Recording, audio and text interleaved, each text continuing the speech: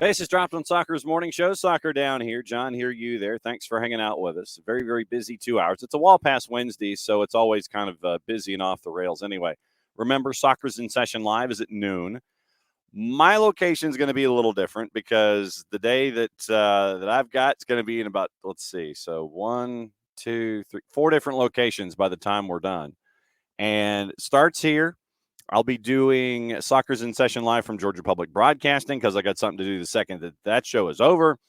Then Mercedes-Benz for some stuff that you'll see on the weekend for those of you that drop by Mercedes-Benz on Saturday night. And then tonight, whoa, we're going to make it right. Atlanta United and Carolina Core here on the SDH Network. 7:15 pregame, 7:33 kick. And it'll be me on the call, me and you, and a dog named Boo. All of us right there. So it's going to be a very, very busy day across the network. But here on the morning show, Tyler Pilgrim joining us in about 8 minutes to discuss Atlanta United and their 3-0 win over Charlotte Independence last night in the round of 32 in U.S. Open Cup. And we'll go through all of that stuff.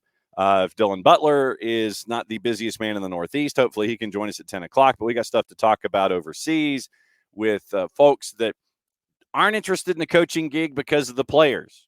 The former players that always want to talk. So there's that and a lot of other stuff going on. But we'll go over Open Cup, what happened last night. We'll preview what's going to happen tonight in Open Cup and anything else on your mind. P.S.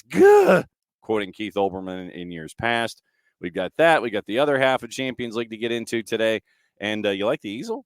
That's from the boss. That surprised me this morning. Our friends at Alliance Nurse Corps, once again, proud sponsors of everything here. SDH, once again, there's your QR code. I'll get my finger out of the way for anybody that wants to pursue a career in nursing. They got 30 years of experience in chasing after the nursing job that is right for you. Hit the QR code, and when they ask why and how you were interested, you say Soccer Down here. So there you go. There it is. All right, so morning show. And the magic of the Open Cup being what it is. You've got moments from last night. And so what we'll do before we get into Atlanta United and that coverage is get into probably one of the, if not the moment of the day from yesterday in U.S. Open Cup. The matchup between Detroit City and the defending champion Houston Dynamo, it went for a while. Here's how it ended, courtesy of the U.S. Open Cup, its own self, and YouTube. Mike Watts on the call. Deep into PKs. Here's how it finished. He's floated around the American soccer ecosystem. Saldana is about to have his moment in America's Cup. Saldana scores! Detroit knock out the reigning champ! On to the round of 16 for the first time for Detroit City Football Club. Tarbell first in the 11th round.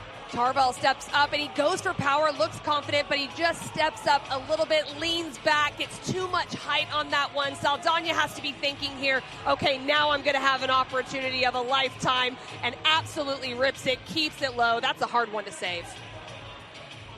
And was it perhaps his best? No, but it's down to the right of the keeper's feet. The celebration is on in Detroit. And celebration is on in Detroit for Detroit City. Le Rouge knocking off Le Champion. So Detroit City advances. That was probably one of the moments from last night. And to the point of the folks early on here in the Twitch pitch, it was great to see everybody last night out at the Fraction. Morning, Alex. Morning, Abby. Abby saw Abby last night. Abby has 3 tickets tonight to the Twos. Public service announcement. Abby wants to know if anybody wants them. Abby is heading to Billy Joel, like in New York, so she can't quite go. So that's where Abby's going. But 3 tickets to the Twos tonight for the Twos and Carolina Core. So catch up with Abby if you are interested. Like I said, it's great to see everybody last night. And it was the next stage to the round of 16 where Atlanta United will take on the winner of Dell's Charleston Battery and South Georgia Tormenta because of H2. Abby's son has indoor soccer. He can't use them. So, outdoor soccer tonight. Abby has 3 ducats. Anybody that wants them, catch up with Abby.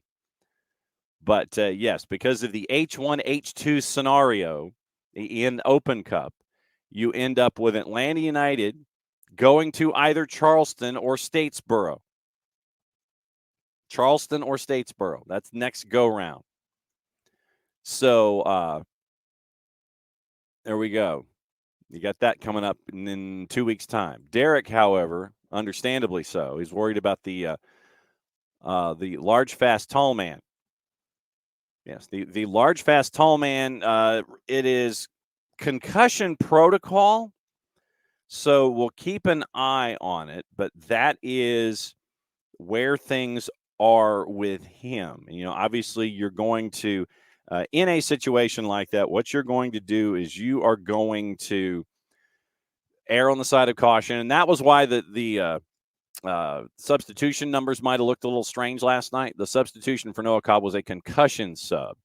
So when Gonzalo Pineda speaks to the media Thursday, or at least training with Thursday, and then, maybe has a better answer Friday or maybe even Saturday morning, when it comes to the LFTM, we will know. The large, fast, tall man, we don't know. Yeah, well, and vertical leap sometimes has its disadvantages. But no, you're not going to, for a double negative, you're not going to not stick into a duel opportunity. So that's where the LFTM happened last night. And so Stian Gregerson lasted the sum total of 11th minute. But obviously we'll keep an eye on that for the weekend. But last night was an opportunity to see a lot of the younger players. And so it was very, very interesting to see that. Like I said, we'll talk to Tyler about that last night. And Abby mentions the support that was there. Tyler Wolf with a knee brace. You got to see Saba, Derrick Williams, Goose, Gigi, Tristan Muyumba. And, that's the thing. You get a lot of players who were there last night. Jose Silva, the assistant coach for the Twos, was there last night. Ran into him as we were leaving the match. And so you'll hear from Jose and you'll hear from Noble Okello in the pregame show coming up tonight about the season and the quick turnaround from NYCFC2 and the matchup against Carolina Core. But Jose Silva, Noble Okello will be the guests in the pregame show tonight, brought to us by our friends at Kaiser Permanente. Kaiser Permanente, for all that is you. Once again, Atlanta United, Carolina Core, 7:15 pregame, somewhere in there, and it'll be 7:33 kick across the network. Soccerdownhere.mixler.com, and with the Soccer Down Here network being the way it is, I have to say it this way now. This is on the mothership tonight. We don't have any high school or anything else that is going up as a part of the network as well. But soccerdownhere.mixler.com, that's the web address if you believe in just listening to things on your laptop. Or you can go on to your app store, as I sit here and try and find it quickly before we bring Tyler in. Mixler, you see the app loading. For those of you who are watching on the medias that are social, you can download the Mixler app, MIXLR. Follow Soccer Down Here. Follow SDH2, Soccer Down Here 2. As much as I'd like to say SDH2, it's Soccer Down Here and Soccer Down Here 2. Set your notifications for when there's an event. That's where all of our lives go, LIVES, and where all of our lives go, LIFES. But where the live events go, it is Soccer Down Here on Mixler and Soccer Down Here 2.mixler. So that's where we are. We have two channels in one now for the network, because simultaneous events mean we've got to be in more than one place at a time. All right, 9:15. No dilly, no dally. He was on time. I was babbling, and that's just how it goes. Traditionally, Tyler's like Abe Gordon. Abe is on the Tom Coughlin scale, where if you're 5 minutes early, you're on time. If you're on time, you're late. And if you're late, the door is shut and you're not coming in. I like to have that reputation. I do my best. Most important question of the morning. What's the mug and what's in it? So I am making up for a tragedy last week. I missed on our show on here last week. I missed the opportunity. Oh, because it was May the 4th. True. And I did not do the Mandalorian Cup. So Okay. I'm attributing that to why Atlanta lost, and I'm fixing it now. Okay, so there we go. So is Daddy Water in there in the morning after the late night, or and the article that was written about said matchup, or are you actually dealing with caffeine? No, it's the good old fashioned. It's Colombian roast coffee this morning. All right, so you'll be fired up out of the blocks as we go here. So yeah, all right, all jacked up on Colombian coffee. Juan Valdez and Tyler Pilgrim. Here we go. Let's go through what happened last night, and we'll take it a 45 at a time. We do have a highlight accompaniment, by the way. So when we get into the second half, we will actually be playing highlights to kind of help tell the tale of what happened last night in round of 32. That's because I actually sat down early enough to where I could cut the highlights last night and drop them in here as to what we're doing. First 45, you saw the starting 11. What was running through your head? I was excited. I was really, really excited to see Ashton Gordon get a start with, I say the first team. It's the first team, but also like it was a ragtag crew, right? It was not a starting 11 you're going to see in pretty much any MLS match. Mm-hmm. But I mean, Ashton Gordon and Matt Edwards both have shown in their respective, age groups and divisions and whatever else that they have a reason to be here. And I think Daniel Rios said it really well last night that, he went to Ashton especially, but some of the younger guys and told them that, you're here for a reason and the club believes in you. So, go out, play with confidence. But I mean, I was excited. I was excited to see Stian Gregerson get some time again, coming off of the knee injury. He needs it. I think, we could probably be yelling a lot more about Atlanta's defense, but Atlanta's defense hasn't been that bad. But I think the team is just overall better and maybe a little more well organized when Gregerson is on the pitch. So it was nice to see him come back. And then, of course, we saw what happened. But I mean, I think to answer the question simply, I was excited because I was excited to see some of the guys that aren't getting any minutes or getting very minimal minutes get that time to really go and show out in a competition that should mean a lot to people, because it is at this point the easiest, quote unquote, the easiest pathway to a piece of silverware that Atlanta United can have. Yes, we have coined an acronym for Stian Gregerson, the LFTM, the large, fast, tall man. Yes, I like that. Yes, the large, fast, tall man. When you've got a deep safety like you have with Stian, I mean, you've got a couple of free safeties back there in Stian and Noah who are very, very Ed Reed-ish. It's like, you can do whatever you want. You want to try to throw it over me, that's great. You want to try to run past me and catch it, mid-stride, that's fantastic. But I'm going to track it down. I'm going to track you down, and I'm going to lock you down. And when you've got a couple of lockdown safeties back there, that's a good thing to have. And then when you compare it to the corners that you've got with Caleb and Brooks or whoever wants to be that, the rover back there, when you go to 5 DBs, when you're rushing 3 and you're dropping 8, I mean, it's fun to see what the closing speed is for Gregerson, the closing speed for Noah Cobb, and what you can get defensively from this group this season. And I know that we only got to see it with like 11 minutes with Stian, but it was good to see him out there last night coming back from the knee injury. Yeah, and I think it's nice to know that essentially, I mean, unless something drastic changes between what we heard last night, that injury, whatever happened, wasn't like a re-aggravated knee thing. It was a concussion issue. It was a concussion concern. And, you have to take him out at that point. There's no reason to risk anything. But I was glad to hear that it wasn't that same knee that he had surgery on, coming back to bite him. So I think, but like what you're saying, it's funny. I was thinking about it last night. Like Stian is like sneaky fast. Noah Cobb is sneakier fast. And then Efrain Morales, who, I mean, I've loved watching him over the past few matches. And again, if you watch the twos, you know what you're getting. Yep. But it is so good to see both of them, Noah and Efrain. It was cool, first of all, seeing them together for most of the match last night, which is kind of like a cool, almost like a cameo appearance of the twos, being in this Open Cup match. And a look into the hourglass of the future for that night. And it was good. It was really good. And, Efrain Morales at one point went up for an aerial duel against two guys and won the aerial duel and won possession back from this aerial duel. I mean, it's just little things, like that where you're seeing how much they've grown both physically and mentally and maturity in the game. But the positioning was good. The athleticism is clearly there.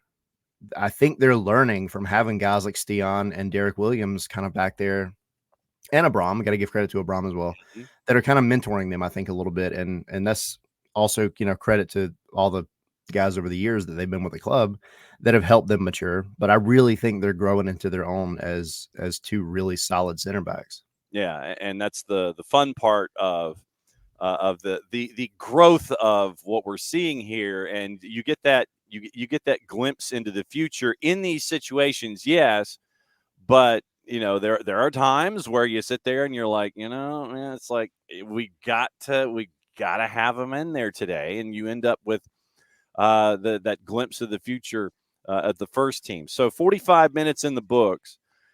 We had the feeling, and rightfully so, that Mike Jeffries, and I think anybody who is going to be looking at Atlanta United in the near future is going to be one of those where you're going to have 17 dudes behind the ball. I mean, you're going to go to the Laredo garage, you're going to knock on every door, and it's going to be MARTA buses and the trains and anything, and you're just going to sit there and go, oh, I don't know where the keys went. It's just stuck right here. Yeah, it's like I can't move this bus. I can't. The trains. I'm sorry, trains stopped running. Bus schedule. I don't have a schedule. I don't have the keys. I can't get into this bus. And AAA's not here. Can't move them. No, can't you can't. And it's just you know that this is what it's going to be going in. And that first 45, Atlanta United had their chances. Luke Brennan down the right-hand side, and a couple of other opportunities on some cutbacks. But it was goalless at the break. But you knew that Charlotte was going to do what they did. Yeah, I mean, I don't think it was a surprise to anybody. And I think what do you do in the beautiful game in the world over the past 100 years if you're playing a superior opponent? You park the bus or the MARTA train or whatever, and then you just wait for the counter. And to be fair, Charlotte had a couple of opportunities, especially early on. When we go back to the first half, you had the moment where Atlanta took a corner and it ended up back out at almost the center circle. Mm-hmm. And I can't remember if it was Matt Edwards or whoever it was that slipped, because like there was like an ice patch. It was Matt. Yeah. Yeah. Like over there in that like from where we were at, the far side, kind of near center circle, that was like made of ice or grease or something. Everybody was falling over there. But yeah, Matt fell. Then it's 1v1 essentially versus the goalkeeper, but he does a great job getting back. And then who else got back in a hurry? I think it was Noah, wasn't it? Mm-hmm. Yep. I mean, zooming, but they both did a great job after a mistake. But again, it's those little things that almost bit Atlanta. And going back to what you said a minute ago, I think fans maybe have a little bit of PTSD because like you've got things that over the past 5 matches have kind of crept in, right? Like you're making little silly mistakes. You're allowing teams that you should be beating a moment to feel like they have a chance. And Atlanta almost gave that to Charlotte yesterday. But then you get to the second half, and I think they came out on the right foot, quite literally. Nick Firmino, he had been trying for it all game, but that final third little little, I guess that final touch from everybody just wasn't there. The crossing was just a step off. Like Luke Brennan and even Ashton Gordon did a great job getting into really good spaces, but it was just that final product. And but it felt like it was coming. And Nick Firmino said it last night. They didn't want to give Charlotte any more belief that they could come back into this match. Yeah, and Derrick mentions the PK that wasn't called. Yep. Yeah, it's you look at it at full speed and you're like, okay, I could see why it was positioned outside the 18, and then you kind of zapruder it a little bit and you sit there and you go, okay, yeah, dude was inside the box. But hey, you know, in reffing down here, no VAR, and no VAS, no VAR, and so you end up with just okay, it's outside the box, and that was I think that was the Obregon pump fake, and this is pet peeve on mine. Why does anybody have anybody laying down inside, on a close range free kick opportunity? Why do you have people laying down behind the initial wall? That to me is a pet peeve. I'm sorry. You don't like it? No, because think about it. You've already got a man. You're a man down, literally and figuratively, and then the team that is with the set piece. Everybody, they got 10 that are standing. You got 9 standing and 1 down who's got to get up on his feet and try and react to a situation. I mean, honestly, if you're going to do something like that, give me 3 or 4 on the wall and then a guy directly behind it. It's like give me.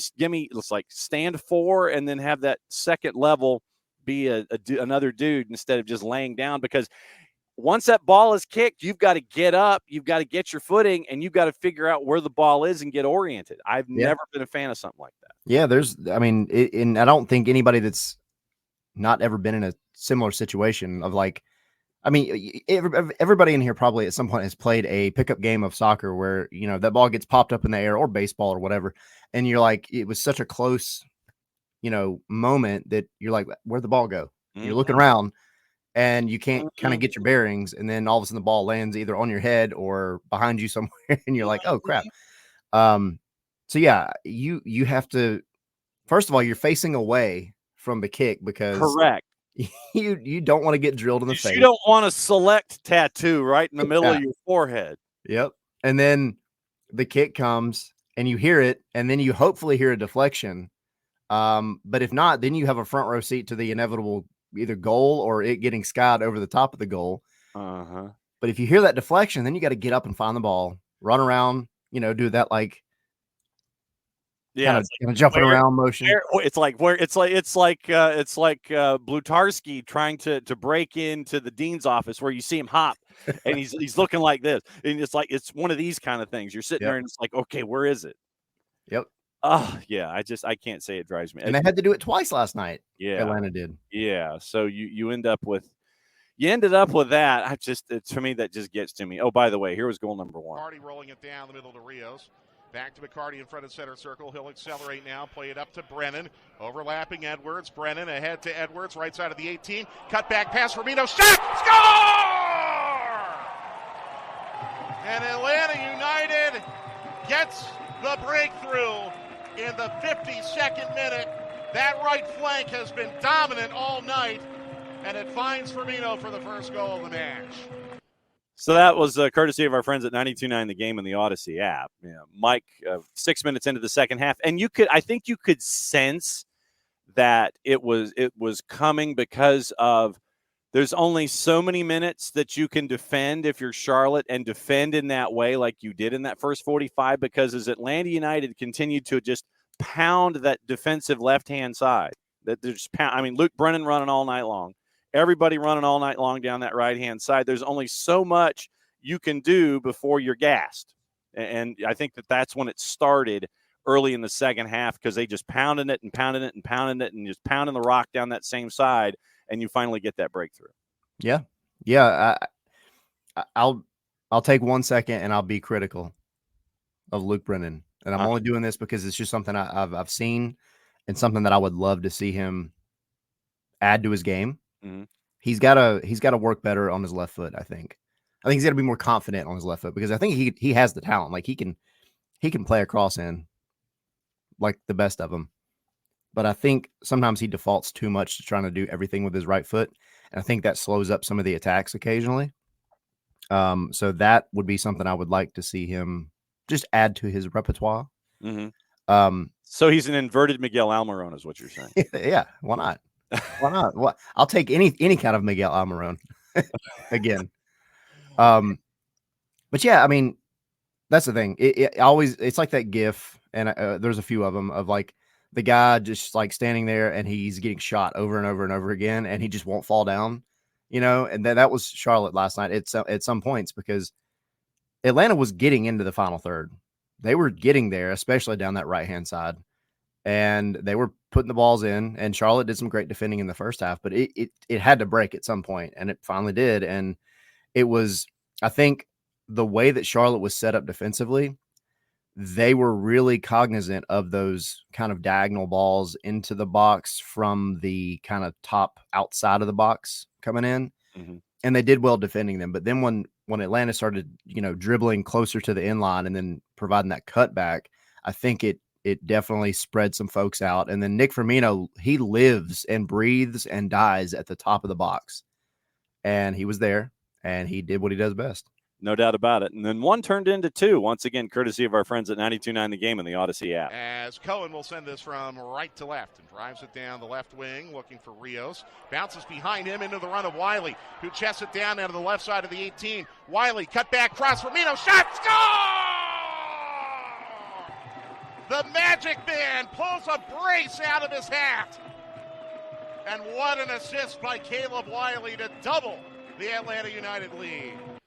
To your point about the runs that we saw from Atlanta United, Caleb Wiley coming down, and to your point about the ice surface that was at the Fraction last night, the ball, once it hit the ground on that first bounce, it took a long skip. I mean, literally, you see that first bounce, and then it doesn't take a natural second hop. It literally kind of jumped on the defender, and it goes past them, and then Caleb jumps on it, and you end up with the nice cutback pass to make it 2-0. But that's what you see it. You sit there and it's like, okay, hit him again. And that's what you kept seeing on tape, and you kept seeing it's like, it's there.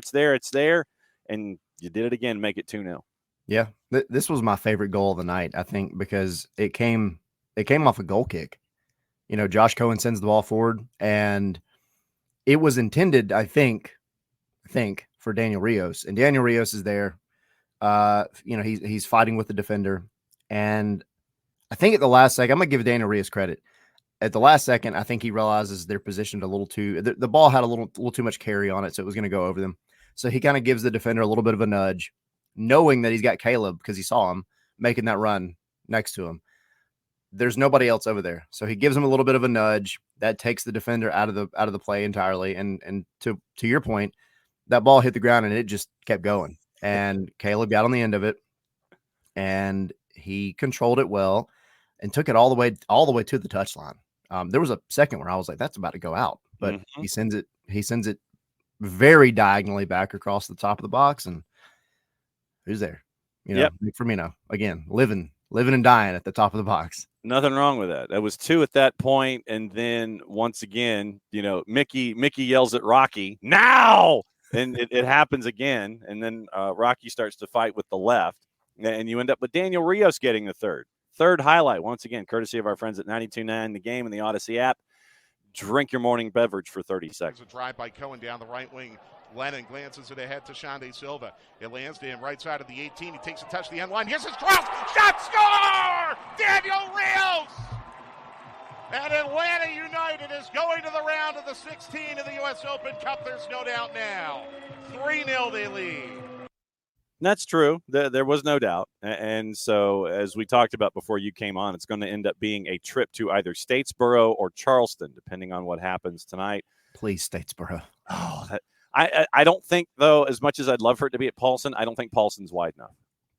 Yeah. I don't think it's wide enough, but it would be at Tormenta Stadium at Optum Sports Medicine Field. And the most important person there, we say it a lot on High School Football Fridays, the most important person there will be the fire marshal. because he will be the one to sit there and say, yes, you, yes, you, yes, you're, serving number 26. Yes, you can come in, party of 4. Sure. Why not? It will be it'd probably be one of the biggest crowds, if not the biggest crowd that they have had in Tormenta history for that to happen there on that campus. But I don't think that Paulson is regulation. I don't think it's wide enough. I think obviously it's long enough because of the American football configuration, but I don't think it's wide enough to allot for an FUT BOL match. But we got the chance to catch up with Gonzalo and Nick and Daniel Rios after the match. What are your takeaways now that you've had the night to sleep on it after you wrote a piece about it? I go back to one of the things that, again, Rio said. I've already mentioned it a little bit, but Pineda, first of all, said that Daniel Rios did a lot of the dirty work, and then he got rewarded with the goal, which I think is true. And I think it's easy to look at a striker, right? And if they're not putting up the hard numbers of goals and at least assists, then it's easy to kind of write them off. Daniel Rios has actually put up the numbers so far, as has Jamal Tiare, which is just so great to say that you have backup strikers that are doing backup striker things. But also, it's more than that. It is what they bring to the pitch overall. And I think Daniel Rios last night, he was one of the veteran guys on the field in the starting 11. And you've got a guy who recognized the differences out wide, recognized the difference of the number 10 that is just behind him, and he adapted well to it. And he dropped back deeper when he needed to. He played out wider when he needed to. He, I think, played a very mature game and a very veteran game. And it's easy to look over that because, you're like, cool. He got a goal and he deserved it. But he did so much more than that. And so he talked a little bit about the extra work that he did. But Pineda gave him props too. And I think it's worth shouting out because I thought he did a solid job. And it's nice to kind of have that. We refer to it as the spine, right? But you had Dax in the middle. Nick Firmino is no, rookie, but Nick Firmino's young. But then you have, Rios up front, who's played in plenty of teams and plenty of competitions. So it was a well-peppered seasoning of veterans to help kind of keep the young guys where they need to be. And it worked out well. Yep. Atlanta United advances to the round of 16 U.S. Open Cup. 3-0 winners over Charlotte Independence out of USL League One. Tyler Pilgrim at Scarves N Spikes, hanging out with us here as he always does, to lead off our Wall Pass Wednesday. And it was interesting after the match. And this is something that I don't think we really hang on to or think about unless it's mentioned. And when Daniel Rios was discussing what it's like just to get settled in off the field, I thought that was really interesting last night. And it's something that we don't really think about until a player mentions all of the off the field stuff that they've got to do. Not to mention, it's like, okay, I've got my new club. I've got to get, everybody's wearing the name tag on the forehead. And it's like, hello, my name is kind of a moment, hello, my name is Daniel. You were walking into the building. But he mentioned last night the off the field stuff. And I thought that was really interesting in that it doesn't trigger in our brains until that gets mentioned. Yeah. And you have to think too, for Daniel Rios, he mentioned last Friday was kind of when he felt, I think, fully settled.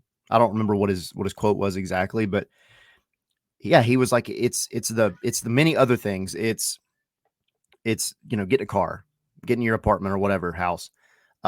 There's paperwork, incessant paperwork that you have to deal with. There's so much stuff that goes into just getting settled at a club, and that can affect your job. Not just talking about soccer, but in general, you make a move across the country or to another country, it's going to take you a while to get settled in. It doesn't matter what you're doing. And yeah, so for him to go into the detail that he did, I thought was really neat. But also, I think it kind of puts into perspective too. Daniel Rios, has lived in the United States for quite a while, actually. Then he moved back to Mexico, and then he moved back here. So, like, it's not like he was totally unfamiliar. And I mean, he already had his green card, things like that. So there was actually a lot of steps that maybe he bypassed. But then you look at somebody like Jamal Tiare, who barely speaks English at all. And then he makes the move over here, one of his first times coming to the country, how long it would take him to get settled in. And I think it helps you kind of have a little bit more grace for, players and help people realize like they're people, like they're people, they're not robots. They have a lot of things to get settled into and to get accustomed to.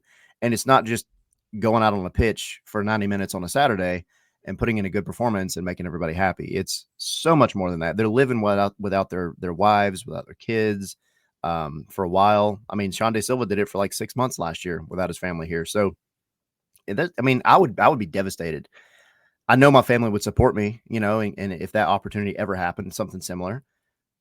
But it still sucks, because you're without your support. You're without the people that love you, and that goes into, I think, a lot of the psychological aspect of the game. Yeah, and I think that I know that we look at it and it doesn't really register, and then you sit there and you think about it and you go, man, that's right. He's married or he's here by himself and he doesn't know anyone. And, his life is basically, okay, I've got to figure out, can someone give me a lift to practice? Can someone take me home to practice? If I need to go out and get a bite to eat, am I Uber Eatsing everything? Or am I actually, walking to a restaurant or taking, whatever? All of those little things that we take for granted, add that to a professional athlete who is in an entirely different city or an entirely different country. I mean, obviously somebody like Dax McCarty, who knows what it's like to kind of pack a bag and be in a different city over time, he would have a better understanding of something like that. But yeah, Daniel Rios, who was here, then he's not, now he's back. It's just all these little things. It didn't quite trigger until he mentioned it last night. And I thought it was really eye-opening that he's like, yeah, I've been here a month and it finally has kind of settled in. But now that my family is here, it's like, what was it? It was at the end of Trouble with the Curve, where the scouts are around the table and they mentioned that, ever since the one player had his family brought in, he's hitting like over 400 or something. Oh, yeah. And you have those kinds of moments, and then you're like, yeah, that does check. And so the importance of something like that as you're trying to build and be the new guy and be in a new place, I just thought it was really eye-opening. And frankly, you don't really hear athletes talk about it a lot. They're not that open about those kinds of things, I guess because they perceive it as, some kind of an excuse or a weakness or something if they mention these kind of external factors that might contribute to something. Yeah, the conversation came up earlier this year over on Scarves N Spikes at some point. I think we were referring specifically to Josh Cohen, and people were like, why are we not seeing Cohen? Like, where is he? And this was like in preseason where people were like, is he alive? Like, where is he at? And I was like, first of all, like, yes, the dude, he was born in the United States. I get that. However, he has lived literally on the other side of the world for the past 4 years. Yeah. You don't just get back here and then just go right back into it where you left off. You have to go get another driver's license. You have to go get a car. You still got to get a house. You got to get your family here. You got so many little things. And this is for a guy that was born and raised in the United States.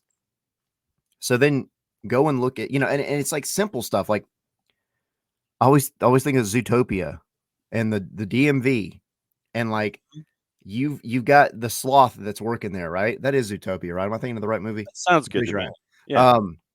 And you've got guys that might have to miss an afternoon of practice because they have to go get a driver's license. Like it's little things like that where, we might be there for an open training session one day, and we're like, hey, where is so-and-so? And they'll say, well, he had to be out for whatever reason. And I've heard them say before, like, oh, he had to go get his driver's license. that's not like let me just go run by the DMV real quick and pick up that driver's license and get back to training. It's No, not. no, you're going to go sit up there while the sloth, works their way through all the paperwork and then takes your picture. And then you finally get your driver's license and it's a piece of paper. Mr. Pilgrim serving number 78. Pilgrim. Yep. That's it. So, but it's just those little things, right? It's those little things like again, they're people. They're not robots. They have lives to live. And I'm sorry I triggered everybody with DMV comments this morning. It's too early. I haven't had enough coffee yet for this, but it is a fascinating aspect of the game that I would like to look into more, actually, because it's not talked about enough, I feel. What did you think of Josh's performance last night? He seems to be becoming more vocal, for lack of a better phrase. You're hearing Josh a little more. Yeah. I was really impressed. We hear him at the training ground, right? We hear, to be fair, we hear Quentin Westberg at the training ground. Like it's you're not going to hear this stuff in the bins. Mm-hmm. That's maybe one of the downsides of playing in front of 40-something thousand people. But we were up in the press box, and with one window open, and in the first half, you could hear pretty much everything that Josh Cohen was saying. And second floor window, brother. That's all you got to do. Yeah, and it was great. I mean, he's directing traffic. He is telling his back line, his young guys back there, where everybody's at, where they need to be. He's communicating with Dax McCarty so that connection up the spine is there. And then you kind of hear Dax communicating things out to the wings and up top. And the communication was there, and it was really, really good. But it all started with Josh Cohen. And yeah, I mean, he's a different kind of yelling than Brad, but it was definitely like something that was very noticeable. And I think it was effective because at times you could hear like Noah Cobb communicating back with him. You could hear somewhat Matt Edwards, who's some soft-spoken. Yeah. But you could hear the dialogue between the two, and you could see what Josh Cohen was saying, it being received by, whoever, and then them adjusting to what it is that he's seeing from, the full view behind. So I was impressed overall. I mean, he made a couple of really good stops in the second half as well, a couple of good saves. And I mean, we all know that Brad is close, whether it's the end of this year or whenever he decides to hang it up. Mm-hmm. I mean, he just age, right? Like there's nothing against Brad, it's just age. Yeah. I hope that Josh Cohen is around to be the next one to just step in. Yeah, and obviously Josh not afraid to leave the box. He's not afraid to go outside the 18 and kind of be a part of things, creating an odd man rush in a power play situation at times. It's center circle, and I'm like, that's a long way. that's a brave dude who's got command of what's going on. So I mean, that was interesting at the same time to see Josh. I mean, yeah, it's like nothing wrong with being aggressive and being outside the 18, but that folks might have sat there and gotten a couple of gray hairs last night with what Josh was doing against Charlotte. Tyler Pilgrim hanging out with us at ATL Pilgrim on the 280 character app at Scarves, the letter N Spikes. Did you have the chance to catch up with your other SNSers after last night and just kind of get the lay of the land from them and about what they thought after what happened last night? Yeah. I got to talk to you about Henry in a second. Uh-oh. Oh, that's true. You do. Yes, you do. Yep. No, but I did. And, we chatted, and I think going into this game and even coming out of it, really, I think the consensus was the team had to win this game. Yeah. Pineda had to win this game. The repercussions of not winning this game were way, way, way bigger than if you did win the game. Because, like, if you won the game, it was one of those that you should have won. You're playing against a USL one side. Like, you should handily beat them. And they did. They handled business, which is great. But now you got to go back to MLS and do it at home. You've got to snap the issues that are going on in MLS. And so I think that's kind of where everybody's head is at, very long-term view. The team just has to go on a bit of a repair run, I think, at this point to just kind of get back on track. Like, you've dropped so many points at home. You've dropped so many points in general. But Pineda, going back to the post-match stuff, Pineda said it really well last night. This is something I brought up to Henry and Sydney last night. This might be the game because it's happened before. Yeah. You play some quote unquote innocuous game that just, you should win, but it snaps a winless streak and it just fixes things. It gets you back on track. It reminds you of what you're capable of, even if it was a Division III opponent.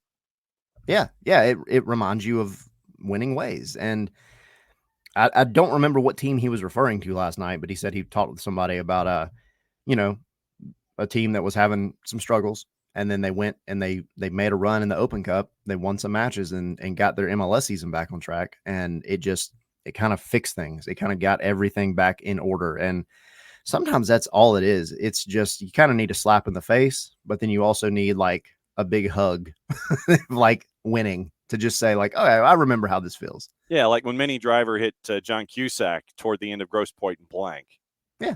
It gives him the big slap. Welcome home, Yeah, just like the really, really hard slap on the back. It's like, I love you, but also like, I'm glad you figured it out, Yeah. So, okay. So we'll get to DC in a second, but most importantly, all right. So with Henry, there was a discussion last night that we were having while we were waiting for folks. And I feel that it is worthy of discussing here and bringing out into an open forum to kind of pull the curtain back about media and the relationships we have with one another inside our organization. So if you would please, sir, explain the situation that you have with young Henry, and please explain what's up with Henry 2.0 and why we're discussing him on the show this morning. Yes, young Henry. He is, so, he writes articles. He does our recap articles and plenty of other stuff. Yeah. Over on Scarves N Spikes. He has also been given the,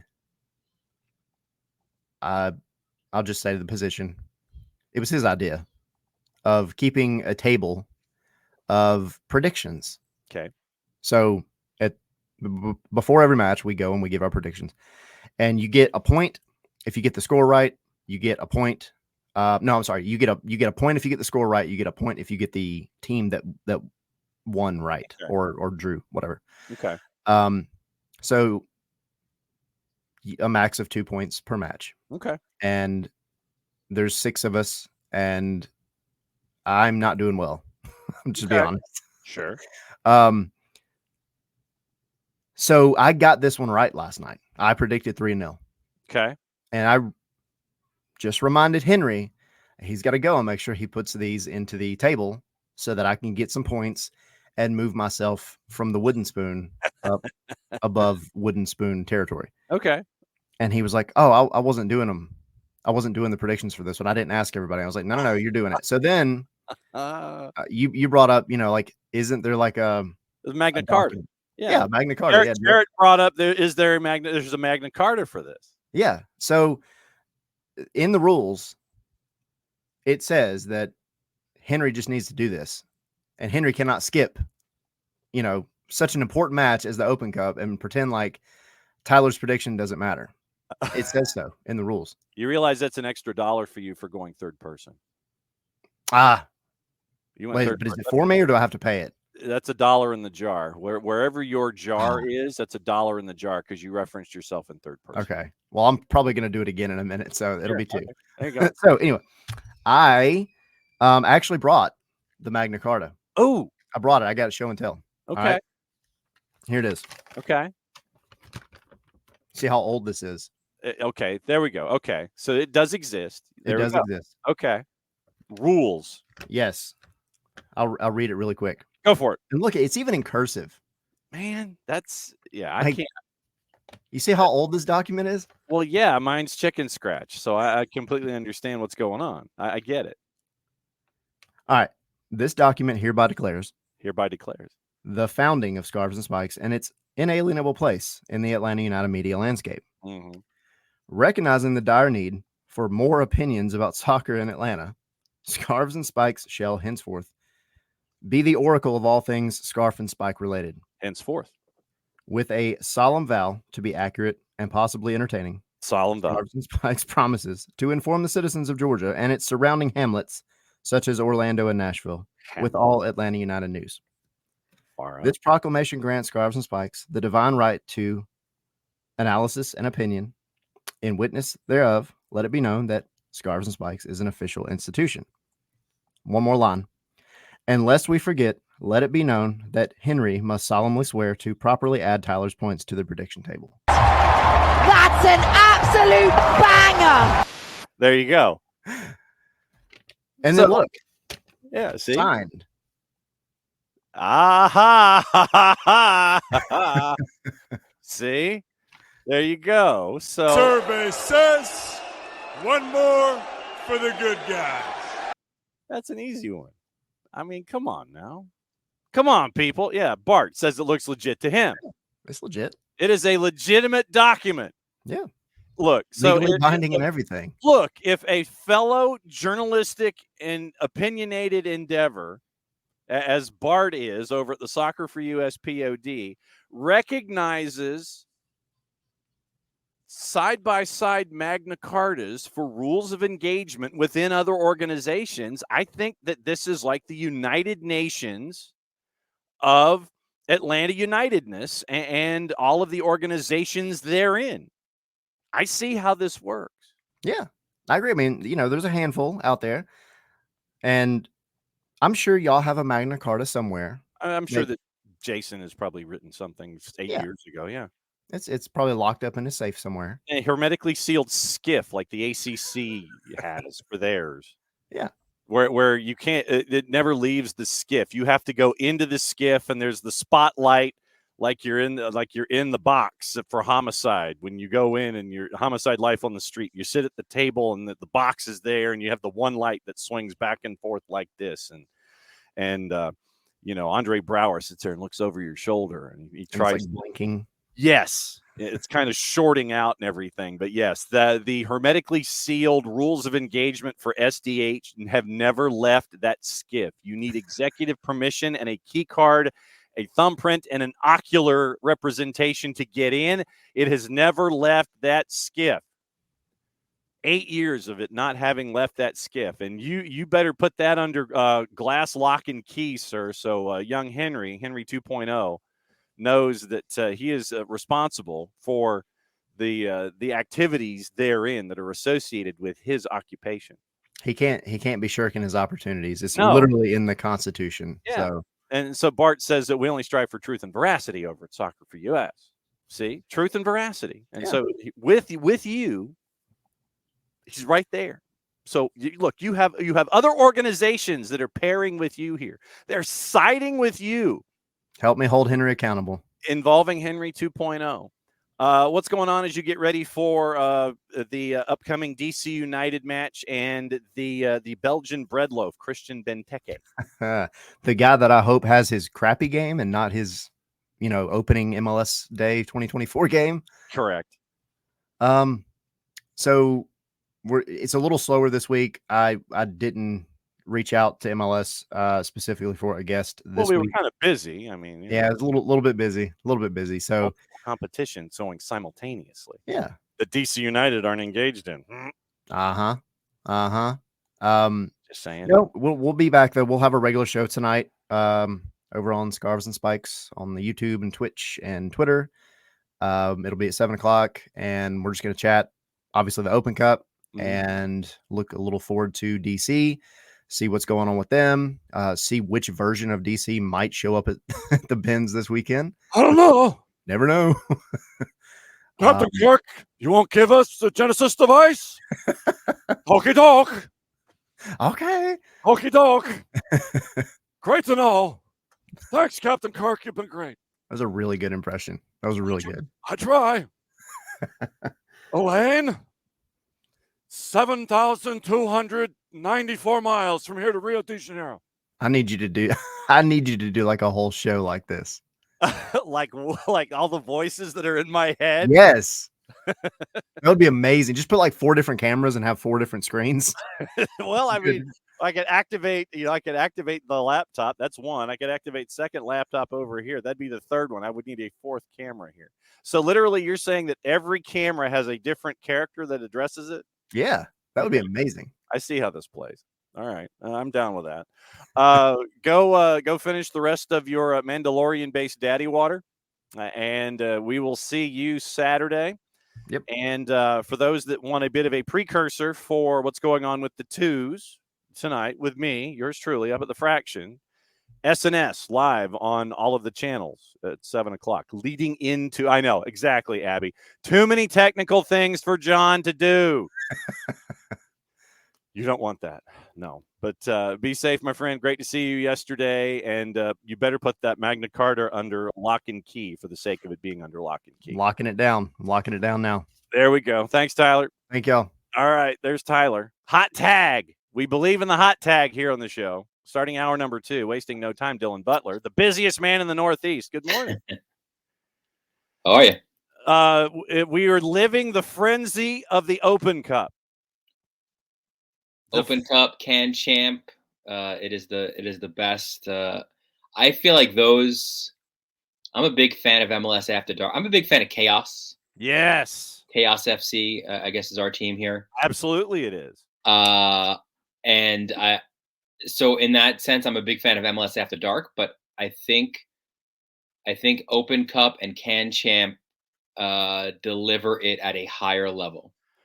Well, and specifically for everybody that missed Can Champ yesterday, they had an 11 o'clock kick because it was it was Students' Day. Yes, and in the most Canadian championship way possible.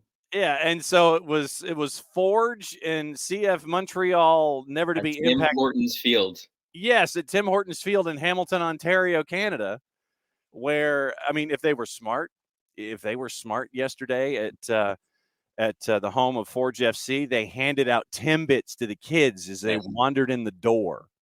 Yeah, you want to get them energized up for the game. Oh, absolutely. So you had an 11 o'clock kick yesterday in Can Champ. You had the magic of the Open Cup day 1 last night, and we played it as a part of our cold open this morning.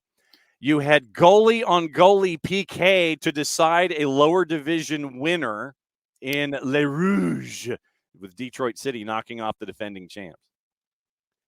How you like that for chaos, sir? Yeah, that is a full cup of Tim Hortons coffee worth of chaos. Well, that's the best part of it, man. That's we only had on the scale of boring to chaos, where the Jeff Goldblum character in Jurassic Park would be loving the activity since he is a chaotician.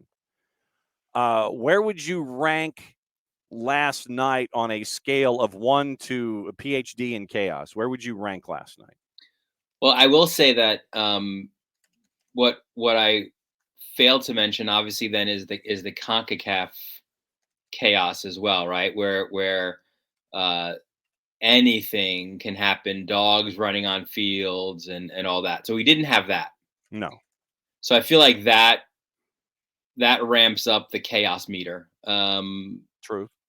I would say maybe 7. Okay. We'll go 6.5, 7. Because the reason I ask is because we only had 7 matches last night in Open Cup. And so with the 9 happening tonight, do you anticipate, like we traditionally see in the March College Hoops Tournament, where in the opening rounds, if we have a day of complete and total chaos, the next day is kind of it's just boring and you get chalk. So what are you anticipating tonight? If you said that last night was a 7, are you anticipating more chalky tonight? I don't know. I'm on the desk tonight, so I'm hoping, I guess, for chaos, just to keep me engaged, right, or more engaged, I should say. Ooh, yeah. So you get the desk tonight. Yeah. Ooh, see, and we have some champ action too. Okay. Well, okay. So yesterday, Forge in Montreal, it's a two leg section right there with them. With away goals, yeah. Yeah, Tulsa beat Pittsburgh last night 1-0. Philip Goodrum, former Atlanta United 2 scoring rep, got the goal for Tulsa. And we imagine that Bob Lilly is still yelling at his players after what happened last night at Highmark, getting the loss. I mean, he might have thrown them into the river after what happened last night. I don't know. You losing at home to Tulsa the way that you did, as you were a decided favorite. Vancouver over Cavalry at Atco Field. Loudon goes on the road, and apparently they're playing each other again this weekend in USL Championship. So Loudon, I think, is just going to hang out there and play Orange County twice. One, it's an Open Cup, and once in USL Championship. And San Jose beat the Dom Dwyer Oakland Roots last night and got a rare win. So I think that everything I think in that division anyway is going through Sacramento. So that's just, that's what I'm thinking is going to happen there anyway. Is San Jose and Sacramento are going to play in the next round. Today, one that we're paying attention to with lower divisions, Charleston and South Georgia Tormenta, trying to look at so let me ask you this. NYCFC 2 and Colorado Springs Switchbacks. A lot of folks are looking at this one going, the Hudson River Twos have a chance in this one, even though they are a decided underdog, as this one is played at Belson Stadium on the lovely campus of St. John's University. My alma mater. Now, so let me ask you this. Does NYCFC 2 have a snowball's chance in St. John's of getting the win here? Because Colorado Springs has not done well to start things off this year. Yeah, it's the beauty of the cup, right? They'll certainly be comfortable. Listen, Belson Stadium is a unique, one of the more unique facilities, I think, in a country full of unique soccer facilities. How so, pray tell? It is on top of a parking lot. So when the decision was made, rightfully so, that St. John's deserved their own soccer stadium, right? They had just come off of winning a national championship, which, by the way, I was on the radio call for the student station when they won said national championship. Please tell me you still have that tape. I do. Yeah. That's I have to try. I gotta make it digital, but I have like the machine to do that. Okay. I also have the championship ring. Ooh. Yeah. Very nice. So the decision was made. Now, St. John's, listen, it's in the middle of Queens, right? Like, where are you putting it on a campus that's already kind of busting at the seams? And they picked a spot, and then of course there was outrage because you're taking away so much parking, and they said, well, hang on, we'll raise it and you'll have parking underneath and around. And so that was the decision that was made. So it is always on a campus that is windy, it's always the windiest place around.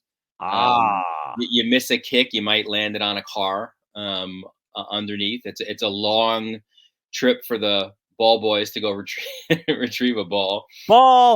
That is for sure. They get the netting all around, but that doesn't always help. But yeah, it's different, right? So I think all of those things probably an advantage to NYCFC 2. So let me get this straight. So and this fits right into our wall passness on a Wall Pass Wednesday. So you, sir, are telling me that every single time we watch a match from Belson Stadium on the beautiful bustling campus of the Red Storm of St. John's University, that it is on top of a parking structure where if the ball bounces an unanticipated way, it could end up hitting cars underneath said turf because it is above a parking structure that has its natural. So there's already there was the largest parking area on campus, and then they built the field up, so underneath is parking, right? Underneath Belson Stadium is parking, but then right around it as well as parking. So it would be a difficult, like you'd have to hit a really badly struck, I think, corner to just launch it out. Because if you look at when you watch a broadcast and it's going to face the benches, like if you kick it over that side, that is landing on a car. There's no doubt. Okay. There's no doubt. And if you kick it over either net and it goes over there, could also land on a car. Okay. All right. So now I know that this is possible. Yeah. I feel like Paul Harvey, and now you know the rest of the story. So this is going to add to my fascination every time I watch NYCFC2 now, looking for balls that will not be returned because they have hit automobiles. I'm going to be waiting for car alarms to go off now. So another cool thing for you, the Met Oval is one of my favorite places. It's also in Queens. It has this unbelievable view of the New York skyline. Okay. Like if it's when you have to go down, it's like literally like an oval, right? So like when you go from street level, you walk downstairs, you walk down the hill, but when you walk in, you're looking straight across at the New York City skyline. On one side, I think it's the benches side, are like just the houses, backyards of houses, and on the other side is train tracks. So the story goes that I think the Brooklyn Knights play there, and then Met Oval obviously play there. So balls that have been kicked over into backyards, the story goes, were then sold back to the club. What's so the not worth? given back. What's the worth to you? Exactly. That's awesome. Abby is a very Queens thing to do. Yes, Abby is asking if you could pray to Mother Nature to improve the weather the next few days. She's not happy with all the expected rain. She is wandering up there to see Mr. William Joel in concert, I believe. Oh, very nice. Right, but I think you're going to be indoors, right? So you think you should be fine. Okay, so she might have some sightseeing and things to do, and get. That's true. Yeah, I mean, I'll try. Listen, I can make a few calls for you. We'll see what we can do. Can you talk to Lloyd Lindsay Young, perhaps?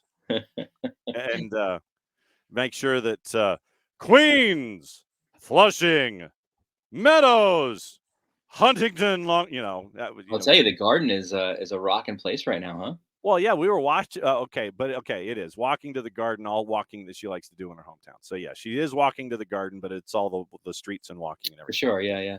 But yeah, we did have on alternate televisions last night. We did have the Rangers and Canes, by the way. And yes, we were watching that while the Open Cup was going on off our left shoulder. We did have the Rangers and Canes, and Jake Gensel, who got the A gap punch of a lifetime, going right through two linesmen to get the shot in there early, double OT. It was fun. But you're on the desk tonight for Open Cup, and obviously after NYC, you're looking at Sporting Kansas City and the Murder Owls of Union Omaha, RSL New Mexico United, LAFC, and Las Vegas at Cashman Field. Joey Bats might be in attendance, and he might sit there and chuck a bat or something as a part owner of Las Vegas Lights. And then Seattle and Lou City, which is a sneaky good matchup at 10:30. Well, also we have Saint Laurent against Toronto FC, right? Oh yes, absolutely true. So a man, his Can Champ, and his Open Cup. This is what we're diving into. Maybe one eye somewhere. One on the Knicks. One, come on now. I was doing the math on Major League Soccer, and you and I both know math isn't. I know math is hard. There was no math on this show. It is difficult this year, and it almost, and as I say, we're at the 1/3 marker. We're at turn one of the tricky triangle at Pocono here, where we're at the 1/3 pole, and the number of teams that have not won on the road this year is unbelievable. You look at the Eastern Conference alone, and you have 7 of the 15 that have not won on the road yet. 3 of them, Columbus, Charlotte, NYC, 4 of them above the playoff bar right now. Then in the West, where it seems like everybody's winning on the road, you end up with another 4 of the 14 that have not won on the road this year. This seems somewhat uncharacteristic of what we're used to. 11 teams have not won on the road yet this year as we are at turn 1 heading into the backstretch. That is wild, wacky stuff. That's wild, wacky stuff. Yes, and like you mentioned NYCFC in that, but you also have Columbus in there, right? Like a team that hasn't lost at home, but they've not won away either. Now, granted, they've got 3 draws, so they only have the 1 loss away from home. But it's Sam Jones, who pens MLS Soccer's Daily Kickoff, often says it's really hard to win on the road in MLS. But that is a crazy stat that you just threw out there. To this extent, I don't think I have seen it to this extent, this deep in a season in modern memory. I mean, maybe back to the days of movable type, we had something like this. When Van Leeuwenhoek was in charge of the daily news release for Meyer left Fokker, or however it was in the old print. I mean, it's just wild to me that 4 teams above the playoff bar in the East haven't won on the road. Yeah, I know that we're talking draws and such, but I mean, it's just crazy that you would have this in a league that's difficult as it is. But I think once again, it speaks to A, the importance of winning at home, and B, how folks obviously are more comfortable at home and they're taking advantage of these early opportunities where folks are stacked at home and having these chances to do this kind of stuff. But then you have like it's like such a kind of discrepancy, right? Because then you look at the teams that are winning away, and it's like Cincinnati 4-1-1, right? Miami 3-1-1, Minnesota, right? Like they can't win at home, but they've got 4 wins away. That's crazy. Right? Vancouver is 3-0-1. Like, can you explain this to me, sir? No, I can't. It appears that Messi and friends might be adding Angel Di Maria. Sure. Sure, why not? I give the league credit.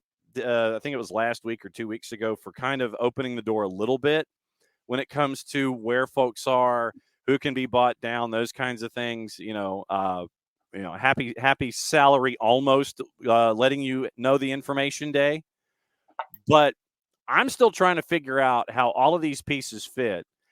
And then you add in what might be happening in the summer window where it's like, okay, you're going to add a DP, you're going to do another U22. How are you going to handle things?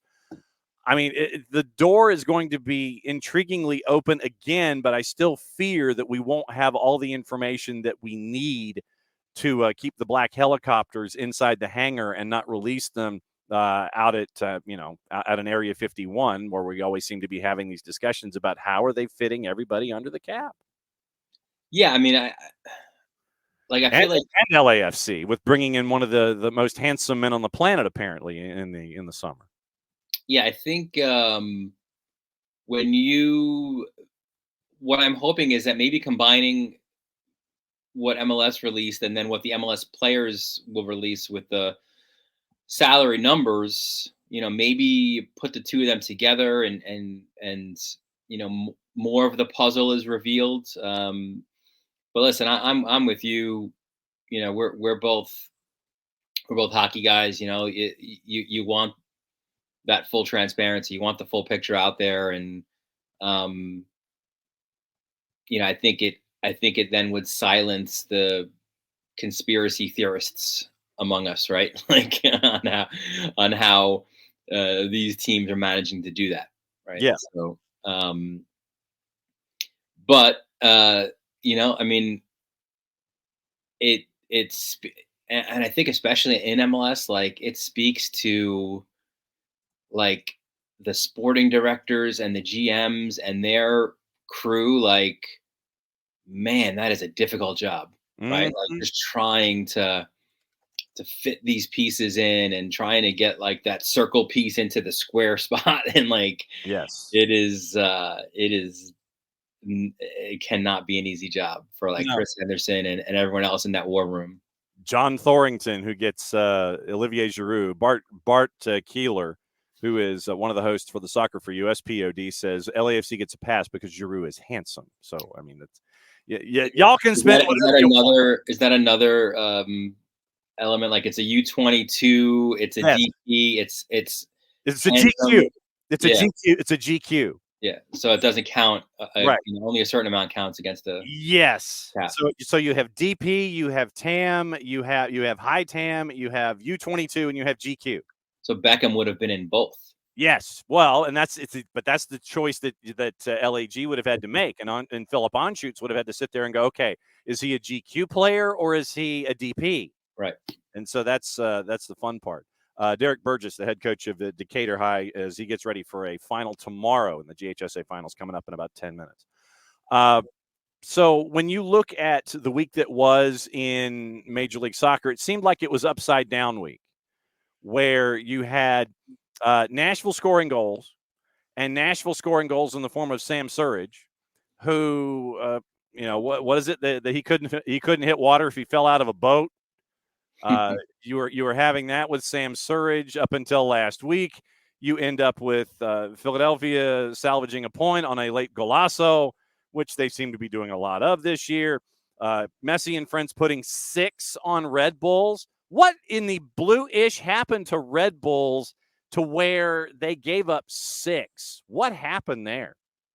And that was in 45 minutes. Yeah. Like it wasn't over the course of 90 minutes, right? Didn't they lead 1-0 at the half in this one? They did, sir. Yeah, I mean that one like that when we spoke last week, I was like, that's one of the ones I want to watch. I'm interested in it because of what Red Bull did in that first meeting. It's they were 2 of the top 3 teams in the East, right? In terms of the table. So was definitely interested in that. And then it just became crazy, right? Like, to take you inside a little bit, like, we're on Slack and we're following it. We're like, oh, look at that. We're right up the Rojas Messi. All right, cool. And then it was like, hang on. He has another. Wait, no. How many assists does he have? All right. So what is the record now for like goal so it was an insane 45 minutes. And I still don't like, dude, like I think my bandwagon is people are jumping off left and right. I don't still see this being sustainable over the long hot summer with Copa America. Like, no, I don't see them as a Shield team. Nope. I don't. Nope. I don't either. But then they dropped 6. Yeah. Well, but hey, goal difference. It helps out with Arsenal. Rojas 48th, Messi in the 50th, Rojas in the 62nd. Then Suarez scores 3 in 12 minutes, 69, 75, and 81 to make it 6-1. And which nobody's talking about. Like what day of an MLS match week does Luis Suarez score a hat trick in like 7 minutes? And it's like, that's the subplot of it. Main story. And then Forsberg with an oh by the way at 90 plus 7. I'm still trying to figure out, and then we had I think we had this as a discussion with Bart in reffing down here as to how you end up with a yellow card for a tackle being what it was in the Miami match, and it not being an absolute red, where Tomas Avilas basically wants to lumberjack a player for Red Bulls and just gets a yellow card out of the deal. It seems like the Messi and friends rules carry over to teammates and cards just as much sometimes as it does to putting the ball in the back of the net and not getting fouls called. I'm just saying. Yeah. I'm just saying. The upside down week continued last week, where, like I said, we mentioned Nashville scoring. It's like, what is Nashville and what have you done with Nashville scoring goals this season? you end up Well, with Walker Zimmerman comes back, right? And now they look like, at least for 90 minutes, they look like Nashville.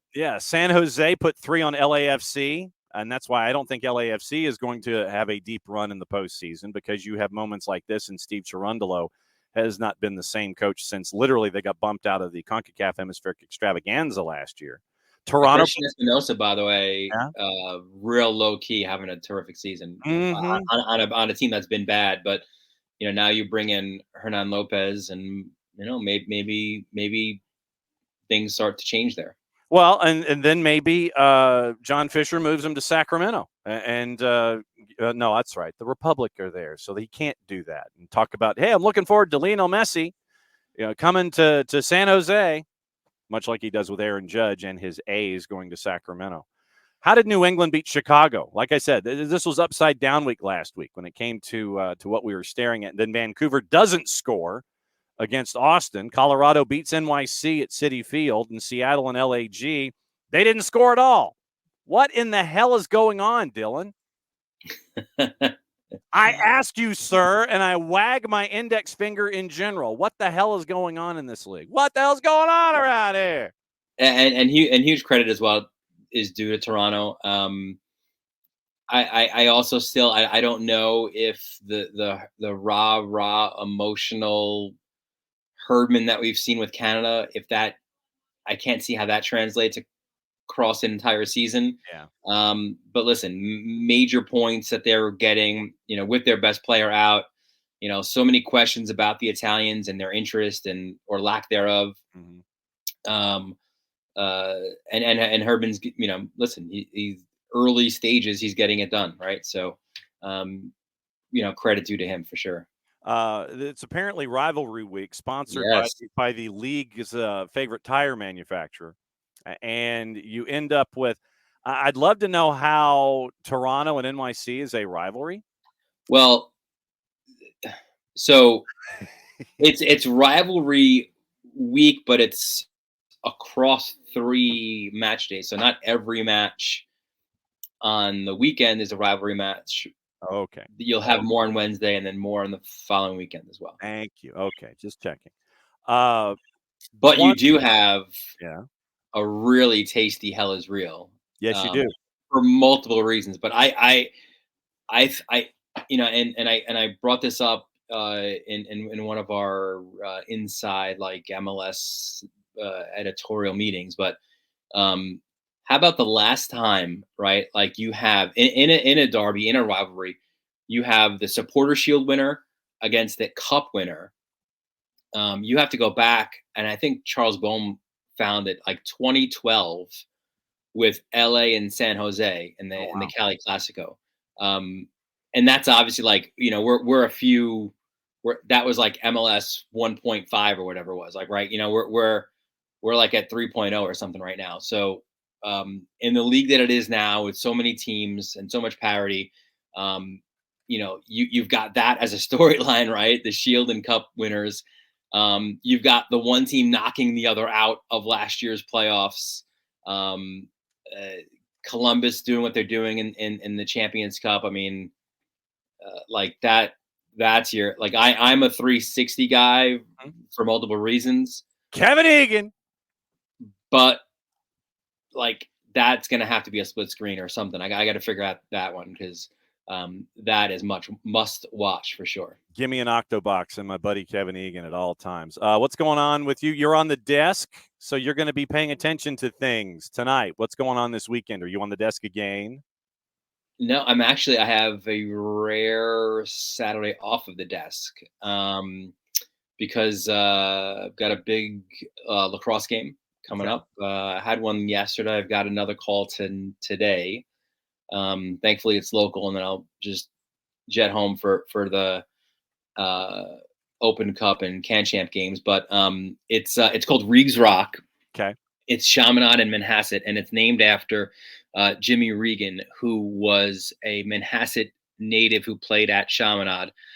He wore number 19. His number is given out every year to the player that kind of earns that. But he was a guy who went on. He played at Duke. He was an All-American, a terrific player. He enlisted in the Army February of 2004. Spent 3 years in the Army, earned the Bronze Star, Purple Heart in Iraq and Afghanistan. Sadly, was killed in the line of duty in February of 2007. So this game, Chaminade remembers him every year by giving out his number, but this game also honors him every year between Manhasset and Chaminade. So it's a really cool cause there as well. Nice. Varsity Media on the YouTubes and following at Dylan_Butler all the way through the weekend. My friend, it's always great to catch up with you to cover everything we do on a Wall Pass Wednesday. Be safe, and we'll catch up soon. All right, buddy. That's Dylan Butler with the mug, the blessed mug. That is grateful. Yeah, the grateful mug. I was close. It's same positivity that's there. The grateful mug. All right, we'll see you next week, Dylan. All right. All right, so Dylan's going to have more coffee, and this is where we go into the GHSA ranks. And I'm glad that Coach Burgess sent me the email to remind me that we had talked about 10:30 this morning. Morning, Coach. Good morning. How are you doing? All right. You're kind of busier than I am with more important stuff. So what has study hall been like this time, getting ready for the last match of the season? Well, the good news for this game versus the last game, we got one more day to prepare, right? Which is great. And who doesn't want to be involved in the last game of the season, right?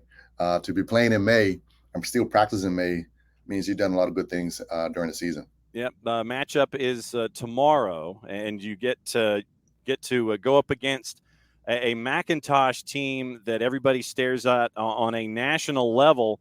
And you got to do this as a 4 seed. You went to Cass. We had you on last week. And for those that didn't get the chance to see what was going on with you in the matchup against the Cass Colonels, break it down for everybody. What did they miss out on? So it was an exciting game, and the crowd was an exciting crowd. We had a good traveling support there as well. The game started out, and we actually got up early in the first 5 minutes, 1-0. And we had some further opportunities in the first half where I think we should have extended our lead some. So at halftime, the discussion was like, guys, hey, we're doing really, really well. We've created chances. But we need to put those chances away. Let's be a little bit less selfish, a little bit more clinical, and more composed in front of goal. Second half started. It's kind of the same flow of the game. I think we was a little bit of the better team. Again, created some really good opportunities where I still don't know how to ball it in the back of the net. And then with 10 minutes to go, to Cass's credit, they didn't give up. They equalized. So we go into overtime.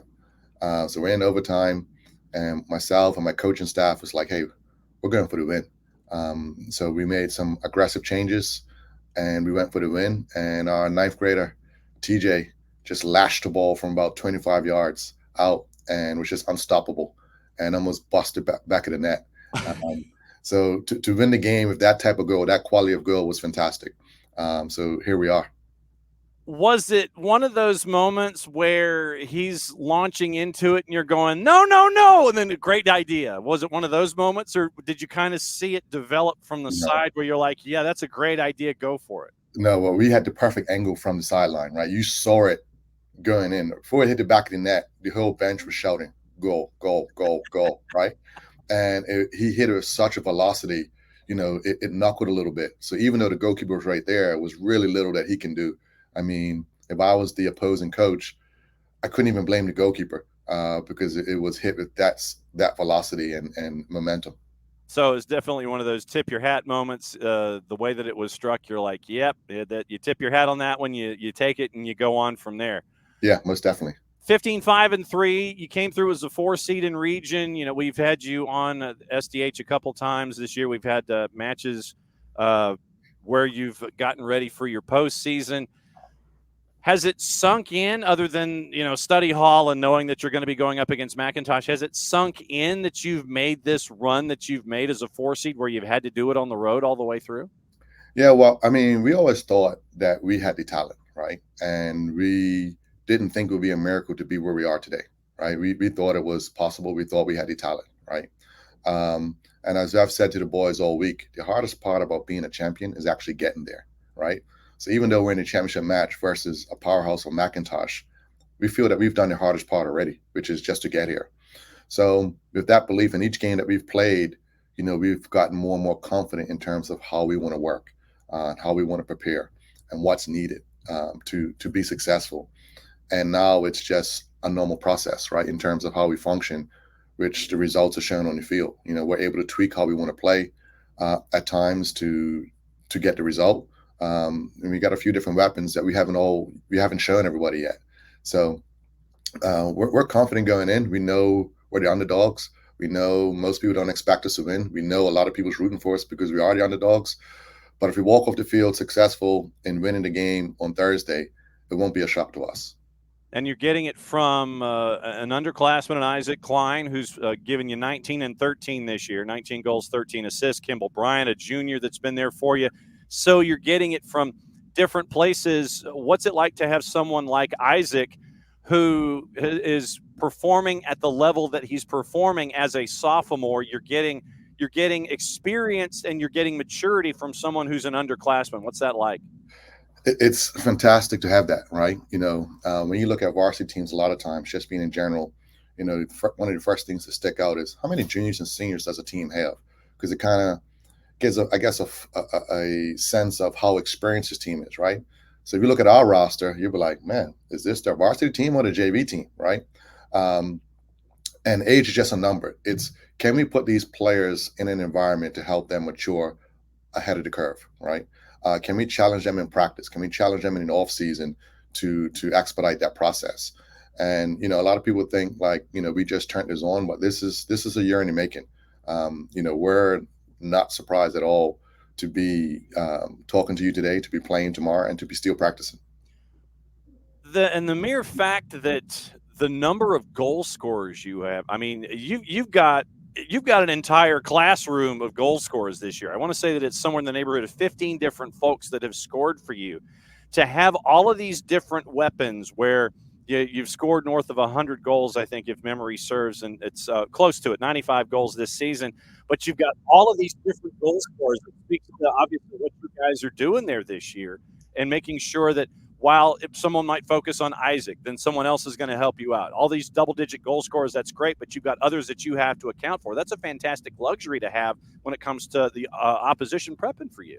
Yeah, so, we have a style of play that we want to play, right? But we also have different characteristics. Each of our players have a different set of characteristics, right? So if we need to create a different set of problems for the opposition, we don't necessarily have to change our style, but we can bring on a different type of player, right? So, for example, we've got one player, Eli Barrett. He's 6'7", right? He's a sophomore. All his career, he has played as a defender. This is his first year playing on the varsity team. Not once did I put him in as a defender. He's now playing as a forward, right? So imagine a 6'7" defender who's now a forward and how uncomfortable that can be, right? TJ Smith, he's 6'4", up in there as well. So if I got both of those guys on, you're talking about a good 13 feet of problems to deal with. So then you bring in Isaac Klein, who is, on the shorter side of the scale. But again, it's a different set of problems, right? So we're able to change our identity without changing our style of play by bringing in different types of personnel. And that's some of the things that we've been able to do, which reflects in the amount of different types of goals and goal scorers that we currently have. So McIntosh, what has study hall been like getting ready for a nationally recognized program like we see with Brian Messer, Bunky Colvin, and the Chiefs? What's that been like? Well, McIntosh, they've been one of the pace setters for the last couple of seasons, right? You can look at them at times and they have some great players. You can look at them at times and they have some solid players. But one thing they always have is a solid team that play hard, that grind, that makes it uncomfortable.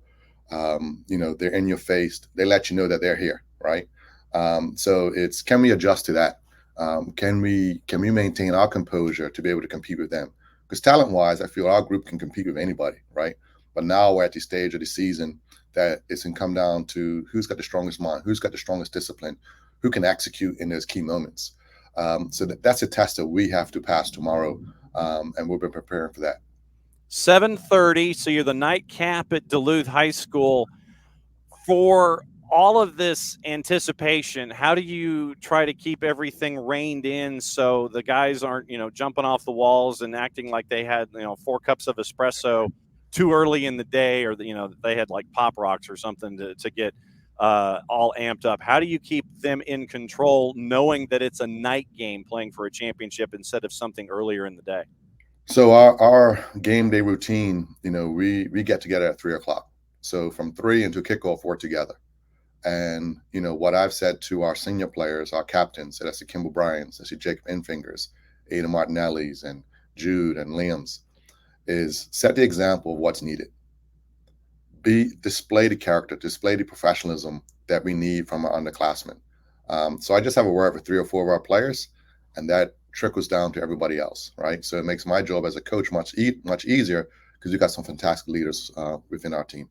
Looking forward to it. Tomorrow at Duluth on the NFHS Network, Decatur, who has charged through as a 4 seed from the low right section of the bracket, knocking off Greenbrier on the road, going to Hamilton, beating Harris County on the road, going to Chattahoochee, beating Chattahoochee on their turf, and then going to Cass and getting off at exit 296, I believe, if memory serves, to the Cassville White Road exit. And you're going to Duluth to take on McIntosh tomorrow night at 7:30. Coach, it's been great to catch up with you all season long. Good luck against McIntosh. We'll be keeping an eye on you in the NFHS Network. Be safe, get there, and have a great match. Thank you, John. That's Coach Burgess, and that is how things are going to break down with him and Decatur. We bring in Derrick, Jarrett Smith now for the however long Jarrett's going to hang out with us. We'll figure it out. Now that you've had a chance, we caught up with Tyler in hour number 1. We caught up with Dylan in hour number 2 before Coach Burgess came on to talk about Decatur getting ready for McIntosh. We'll hear from Brian Messer tomorrow at noon on Soccer's in Session. It's kind of been study hall for you now too, because if memory serves, you get Roswell and Marist and Sprayberry and River Ridge tomorrow. That's accurate, right? That is right. I get Roswell and Marist and Sprayberry River Ridge. 5 o'clock, the girls' game will be Roswell and Marist. 7:30 will be Sprayberry and River Ridge.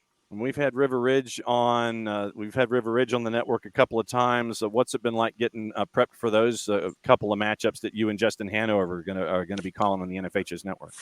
Honestly, just catching up on what they've done this season and the last few seasons. The one that stuck out to me, John, in the research was River Ridge and the rise of River Ridge in like the last 4 years. Yep. In a program, a program that, you know, was very middle of the road, bottom, you know, kind of the bottom third a lot of times. Yeah. And now just kind of burning villages down as they go. Very, very cool. As someone who went to and participated in an athletic department that was in that realm on its best of days, it's very cool to see someone come in and wreck the Blue Bloods a little bit, you know? Yeah, and it's been fun to see what Philip Thomas and River Ridge have been able to do, and you know, top ranked nationally depending on the poll, and it literally is like the old Everready commercial. It's like I've got the battery on my shoulder, knock it off, I dare you. And we had the North Atlanta match on the network in the semifinal, and their defense is just absolutely suffocating. And I think that's going to be one of the bigger tests in your matchup with Sprayberry. Sprayberry, no slouch either, top 5 nationally coming in. But the River Ridge team has been far different than when we saw them with Roswell in our first match of the season, and we had them for our last match for match day 34. Their defense is absolutely suffocating, and Kingston Courts, I'm really looking forward to seeing him in the last match of the year. Yeah, man, that's the thing is, like, as much as we sit here and talk about defense being suffocating, Courts can pretty much do whatever he wants. So there's that. And so it's going to be fun. You and Justin Hanover at 5 o'clock and 7:30, NFHS Network, Roswell Marist on the girls' side. Half hour after the completion of that one, unless they slide the clock to get everybody back on time. Or unless we get extra time. Yes. Sprayberry and River Ridge on the boys' side tomorrow. So you were at the fraction last night and got to see Atlanta United and Nick Firmino, the Magic Man, El Diablo, and see Nick Firmino and Daniel Rios get the work done against Charlotte Independence. You knew they were going to put 72 players behind the ball. Coach Jeffries took them a little while with the adjustments at the half added to it, and you end up getting 3-0 on the board by the time they were done. They don't ask how, they ask how many, and how many was 3, and it could have been more. Like you said, it was tough to break down. Pointed out during the game that when Atlanta's in their metaphorical half court, Charlotte's sitting at a 5-4-1. Yes. And there's not a lot of space. And the space that you're creating is taking 2 and 3 movements. It's guys moving and then another guy moving and then finally a third guy having to occupy that space, which is fine. I mean, that's how you create space. You can't just run around like a chicken with your head cut off. But I was really impressed with the kids. This is what we wanted to see. It's part of the Open Cup is you're going to see kids play. Mm-hmm. You're going to see second team guys play. As much as I know he is maligned, you're going to see Ronald Hernandez as much as fans. They have their dislike of Ronald Hernandez. And I get it. Ronald Hernandez is not a starter for this team. For me, he is a key depth piece, though, in that he works hard. He is a team guy. He will do whatever you ask of him. Yep. And you have to have that guy on your team. You're not asking him to start a lot of games, God forbid, because he's not consistent enough to be a difference maker. But he will do whatever it takes for the team. He will work hard, and you have to have a guy like that on your roster. And you have him, and he gets away with a foul on the edge of the box, possibly in the box in the first half. Yeah, which was also one of the classic. Buddy was looking for it too, because there's a stretch in the end of that first half where Charlotte is looking for any card they can find on Atlanta. Yes. It got a couple of them got a little ridiculous as the half went on, but they're trying to break through. They're trying to find what they can. They're trying to take their chances when they can. And when you're a third division team playing an MLS club, even an MLS club that rotates, that's what you're looking for. You're just kind of being guarded, and when you get your chances, you have to take them. Yep. I don't know if you talked. I assume you may have done it for opening kickoff, but the Detroit City game. Yeah, we played the last goalie v goalie PK. Didn't talk about it in depth, but we did play the goalie v goalie PK clincher. But go look at the goals that Detroit scored. 2 of them are absolutely golazzos. The first one of which it should have been on SportsCenter. Yeah, if it wasn't, it's because ESPN doesn't really give a damn about soccer and domestically. Yes. Sure, they'll talk about Champions League, they'll talk about the World Cup, they'll talk about the Euros. They don't really care about domestic stuff, but it should have been, because it's an absolute monster, and you have to have those. You have to have perfect execution when you get your chances to pull a cup set. Yep. And Charlotte did not have that last night. I thought they defended pretty well, and when Atlanta was breaking through, I thought Atlanta worked really well building those communities. I think a lot of it is you have that mix of veterans and young players. Gonzalo Pineda talked about that. Actually, the Stian Gregerson concussion sub really threw off what he wanted, which was to have veterans and kids mixed together, but for those young players to have someone to lean on. You had Efrain Morales, who's continued to impress, back there with Stian Gregerson. The idea being that Stian could be the guy that Efra could lean on and have someone behind him. And, Gregerson makes a header, kind of a twisting header that might have contributed to the concussion test that you do, where he kind of reaches behind him and hits it away. Contorts, Yeah, in the first half. And, he supports his teammate in that moment. And that's what you wanted us to. Now, hopefully he's okay. We'll figure out more stuff this week as we hear about the lead into the weekend. But it's one of those things that I know everybody was really upset when he went down, but I wondered if it was that header or if it was taken on off the dome when he was in the wall for one of the free kicks. Yeah.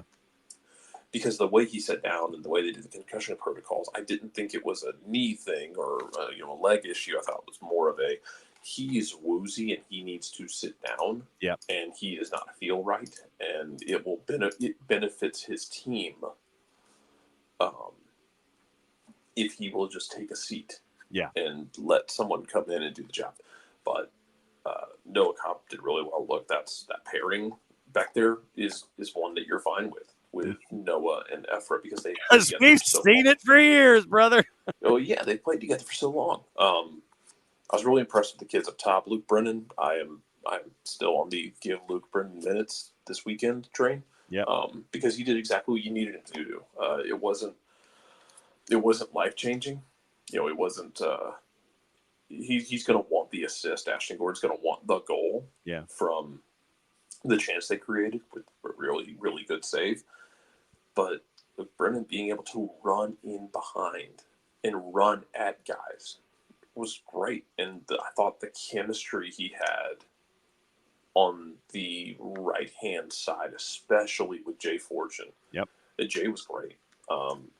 Jay kind of flew under the radar, I thought, because he doesn't get a goal or an assist in this game, but he was just living in those half spaces and finding gaps in the lines constantly. He and Nick Firmino both were finding those spaces, and it opened things up for other guys. But the little interplay on the right side between Brennan and Jay Fortune was absolutely great. And look, you worked hard, you got your chances, and Pineda talked about it after the match. You have to take those chances when you get them, especially when teams sit in a deeper block like that, because the longer it goes, those teams get more hope.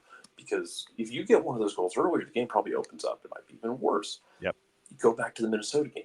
If Saba puts his shot on frame, or Gigi isn't saved when he heads that ball into the ground, that game changes. Mm-hmm. Minnesota has to come out and has to do something different. Atlanta can play maybe a little bit more looking for those transitional opportunities that they don't have to manually create through overloads and through switches and through trying to bait pressure into their defending third. You have to take advantage of those chances. You did last night. It took you a little bit of time, but you pushed, which you had to do. You had to go for it, and then you were able to find the chances and then put them away. Flowers to Nick Firmino for putting them away and becoming the third player to have a brace in U.S. Open Cup history for Atlanta United. Yep. Luke Brennan last night on SofaScore punched an even 7. Sounds about right. And his heat map is stilted. I mean, it is just all right-hand side in the attack. 33 touches, 15 of 18 passing, 1 key pass, 1 successful cross, a big chance created, 1 blocked shot, 2 for 3 on the dribble, 3 of 8 on his duels, 1 pick and a tackle. Dax McCarty, you mentioned, well, let me go to Jay first. So Jay on the day, according to SofaScore, punched an 8. Once again, right half in the attack. Played the full 90, 78 touches, 55 of 62 passing, 3 key passes, 5 successful crosses on 7 attempts, 3 successful long balls on 7 attempts, 1 blocked shot, 1 for 1 on the dribble, 2 for 4 on his ground duels. Then you had also 1 block, 3 picks, a tackle, and a dribble pass for Johnny Fortune last night, who punched an 8 on the clock. Jay, I mentioned it last night that if you've watched Jay over the years, there's something very enjoyable about watching him in this phase of his career because he is growing very, very quickly. He's very good. He's getting better and better. Because I had this discussion with somebody outside before the game of they wanted more from. They wanted to see Dax more. Well, I think we all love Dax, and you'll get minutes with Dax as the season goes on, as the schedule compression hits. Mm-hmm. But they love Jay, and there's a reason they love him. He's done very well, and I think a lot of what Dax was here to do is to help coach up Jay and to help teach him and be a mentor. Nick Firmino as well is a part of that. Nick Firmino talked about Dax in postgame. That he's a guy he's known for years, and you can learn something from Dax every day. And Dax will encourage them to go forward, take risks, try and make something happen. I'm back here. I got you covered. Yep. I'll protect you. Go make something happen.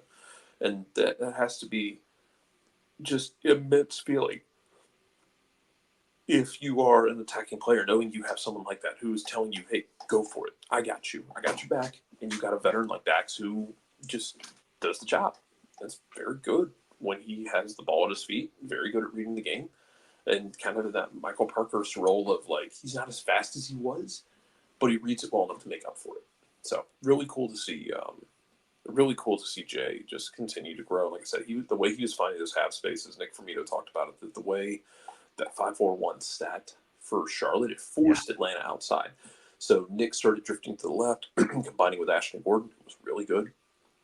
And then Jay drifted out to the right and was combining with Luke Brennan, who was really good. You were finding those kind of combinations there and trying to unbalance Charlotte, and thought you did a good job of that because it's tricky in those situations. Like we said, the longer you let that team hang around, the trickier it gets. And yes. Where you go next will get decided tonight. And look, Dell, babe. I promise it's not personal, but the majority of people here are going to want it to be Tormenta for the Georgia connections. Also, Tormenta holds a special place in a lot of people's hearts in this state because of winning a title a couple of years. Hell, they did the double a couple of years ago, men and women. Mm-hmm. And it would be a lot of people just want an excuse to go to Statesboro to watch a soccer match with Atlanta United. If you asked me to put what's the closest holiday for us that has candy? Oh, that has candy. I thought you were going to say. Yeah, well, let's see. Hang on. All right, so it's like Easter candy. Like if you're asking me to put like a Reese's egg on this game, yeah, I'm putting my Reese's egg. My head is saying put the Reese's egg on Charleston. My heart is putting a Reese's egg on Tormenta because I want to see Atlanta have to go play below the net line. Might actually be July 4th would be the next actual holiday. Yeah, but I don't. But like one with candy. Or any kind of treat, like 4th of July, you could do like s'mores, I guess, or like a bomb pop. Yeah, I mean the next one with candy might take a while because, I mean, Halloween would be the next candy holiday, and that's the tail end of month number 10. So, I mean, that's going to be a long one, unless you give your mom candy and you just sit there and say it's a Mother's Day kind of a thing. Yeah. We'll go with the clearance aisle Reese's eggs from Easter. Okay, like the ones I have in the freezer here at the Hacienda. That's where you should keep them at all times. Absolutely. But if you asked me to put to bet my head, it's going to be Charleston. Yeah. If you ask me to bet with my heart and with the sickos, then it's going to be Tormenta. Because again, we want to see Georgia go south of that line. Yep. Tormenta, by the way, is a plus 536 in the composite with the juice boxes tonight. 90-minute draws a plus 3.25. Charleston favored at a minus 227. Other matches tonight, Indy 11 is plus 229 hosting San Antonio. Harry's staring at a plus 106. North Carolina, that reminds me, I got to get Dean Linke's drop and add that to the drops too. North Carolina is a plus 142 hosting Phoenix Rising on the road. Your draw is a plus 209 Rising or a plus 187. 7:30, and this is the one that the true sickos will rejoice. And we got a lot of details from Dylan about Belson Stadium on the campus of St. John's. It's built on top of a parking structure. It is built on top of a parking structure. Fantastic. NYC is an underdog at a plus 200 with Colorado Springs coming to town at a plus 110. 7:30, Rowdies a minus 135 hosting Birmingham Legion, who are a plus 315. Murder Owls at 8 o'clock, plus 428 in the composite hosting Sporting Kansas City, who are a minus 192. 9 o'clock, New Mexico United, plus 313 in the composite hosting RSL, who are a minus 133. 10:32 starts out west. Vegas Lights plus 400, hosting LAFC at a minus 175, draws a plus 305 at Cashman. And then the intriguing one later than late, Seattle hosting Lou City at Starfire. Seattle's a minus 185. Lou City's a plus 429 in that one, but that one has Palace intrigue written all over it. Yeah, that is peak MLS or U.S. Open Cup after dark. Seattle hasn't been able to score consistently. Man, that could get real dumb real quick. Mm-hmm. Vegas Lights and LAFC could get real dumb real quick too. Vegas Lights were the affiliate for LAFC for a minute there. Yes. Kind of has a Atlanta Charleston kind of vibe to it. Maybe not as much of a connection. I don't know how close they work together. That could be dumb. Rowdies and Legion is basically like watching those two play in this game is going to be like locking two people in a phone booth and giving each of them a bike chain, and they're just going to start beating each other with it. Sporting Kansas City, Union Omaha. I think, are we back in the Peter Vermes should be nervous stage? Although I don't know that Peter Vermes would have to fire Peter Vermes. So Yes. It's like, Peter? Peter? How are you feeling about Peter? Peter? Yeah, Seattle, Blue City's going to be the one to watch, I think. Yes. That's going to be the weird one. And then Late night. We'll be keeping up with Charleston. Absolutely. I mean, you go from Charleston and Tormenta, then you go and focus on what you kind of keep yourself occupied till you get to Lou City and Seattle out at Starfire at 10:30. So yeah, that'll be dumb. Yes, in the nicest way possible. Yes, Soccer for Good OG is suggesting barbecue or picnic side dishes that you that also works. Now we have to rank picnic side dishes. Potato salad versus the potato salad with the raisins, which I would never touch anyway. No, do not put raisins in my potato salad, please. So OG is saying baked beans, corn on the cob, mac and cheese, veggie tray, red velvet cake, those kinds of things. I would put the veggie tray on Tormenta and Charleston. That's what I would do, or the baked beans. Is that because you don't like them? Yes. Oh, okay. Well, the veggie tray, I believe. I didn't know you didn't like baked beans. Interesting. Yeah. I mean, unless you have it with the bacon in there, and the bacon helps settle the taste issues with the baked beans. Okay. Sure. Why not? Yeah.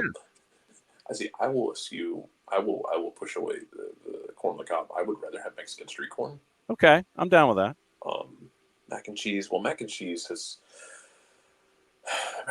so much variety. It's hard to just sit here and say mac and cheese. It's like talking to someone and them telling you they speak Mandarin. You're like, okay, well, that doesn't narrow it. That only narrows it down slightly, not nearly enough. I'm gonna need more detail from you on that. Yes, I need more details, sir.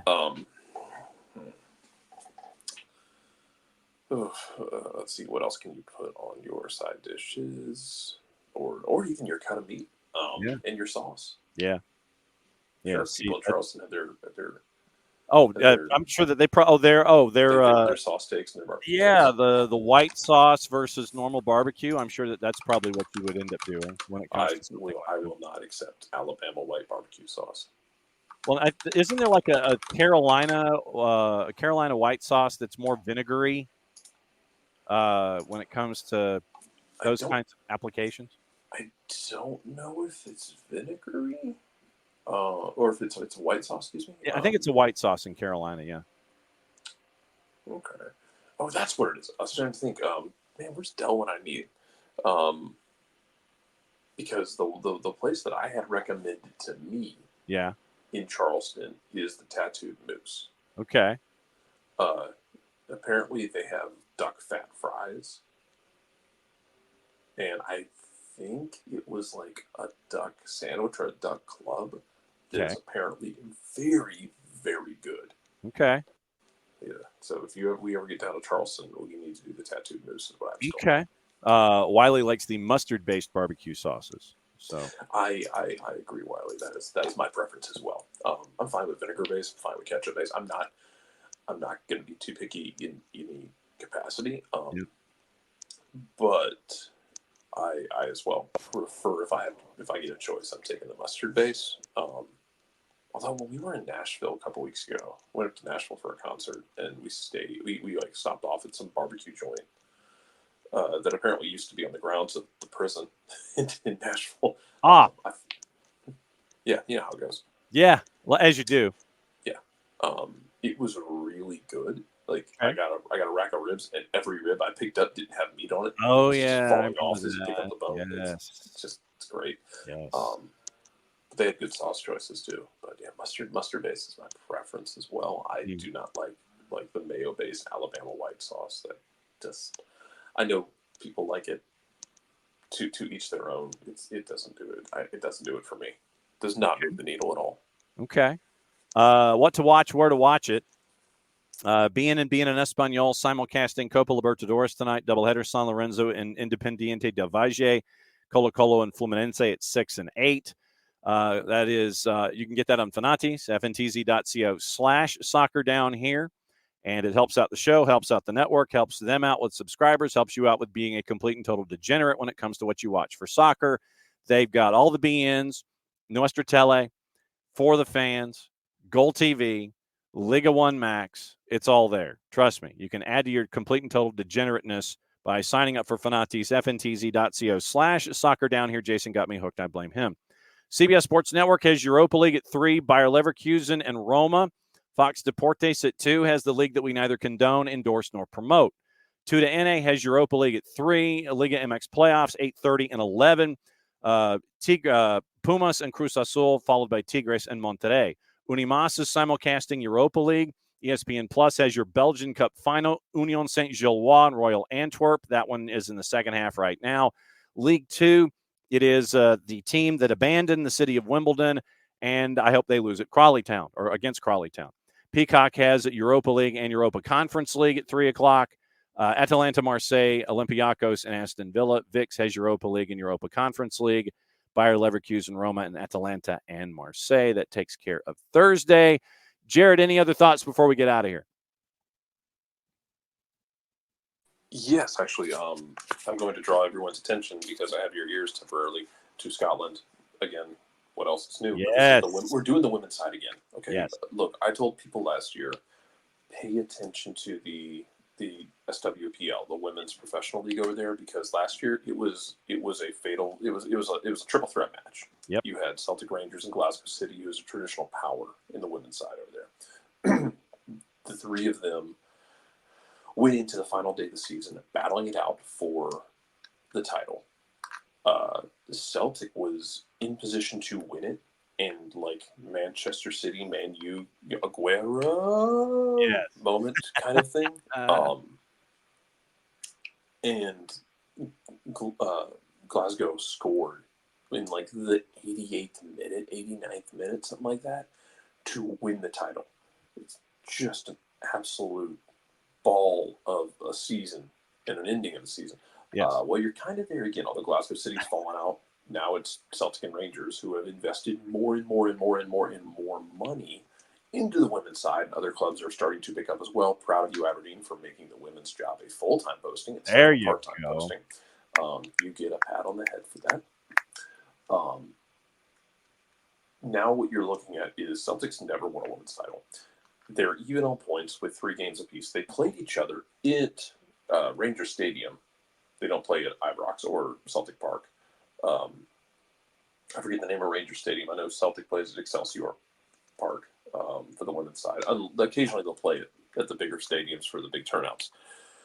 But they played each other this weekend to a draw. They're even on points. Celtic has I think a 15-goal advantage in goal difference, which is the first tiebreaker. Like Celtic's goal difference is 101, 105 or something. Wow. And Rangers is 90. So Celtic also lost their manager in the middle of the season because Fran Alonso took the Houston Dash job. Correct. Celtic is trying to win their first women's title. Rangers, if they win this, look, they've already won one cup. They're in a final for another one.